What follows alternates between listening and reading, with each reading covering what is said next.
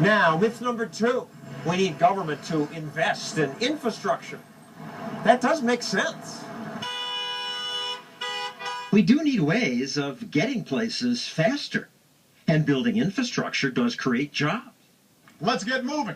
These days, politicians want to spend more on trains. The 220-mile-an-hour train that would take us from L.A. to San Fran in 2 hours and 40 minutes. Cool, except this is only a promise.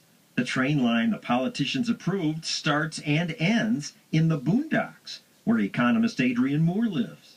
I live in a little mountain town called Tehachapi. It's in the middle of nowhere, 50 miles to the nearest Walmart. And the high-speed rail line in California comes right through my town. This thing is like the boondoggle of boondoggles. Nobody's living where you're building. Mass transit advocate Dennis Litton helped get the train project funded. Lots of people live in California. They're starting high-speed rail in the middle of the state because that's where you can build it fast. We envision high-speed rail connecting the big endpoints, Los Angeles, San Francisco, San Diego. That will cost another $100 billion. You're expecting private investors. Private investors will be a part of the mix. Have any come forward? Not at this time, but there's every reason to believe that they will. The private money was always a joke because private money will invest in something where they can make a profit. There's no way this project is ever going to pay for itself. So why does it happen? Oh, because it's visionary, John. It's very, very visionary. Trains will revolutionize our global transportation infrastructure. Trains are romantic. Litton likes California's Amtrak trains. Amtrak trains, they're packed. They're packed? Yes. The cafe car will be closing. Actually, here's what it looked like recently when we taped. On average, Amtrak's California trains fill just a third of their seats. But if we don't invest in trains, what's the mass transit alternative? New buses. This is now the fastest growing mass transit in America. Why? Because it's cheaper. Buses don't get the big subsidies, but they're still much cheaper than trains. $3.50 just to get to Delaware? Yeah, so I'll take that. Amtrak is too expensive. I don't have $200 to spend. More typically, an Amtrak ticket from New York to D.C. costs about $150, and a bus ticket just $20. It's cheap. That's basically it. Also, today's buses are pleasant. They have extras like Wi-Fi. And most important, a bus can go where the people go. Trains run in straight lines, but people move every which way. Only cars and buses can change routes to follow them.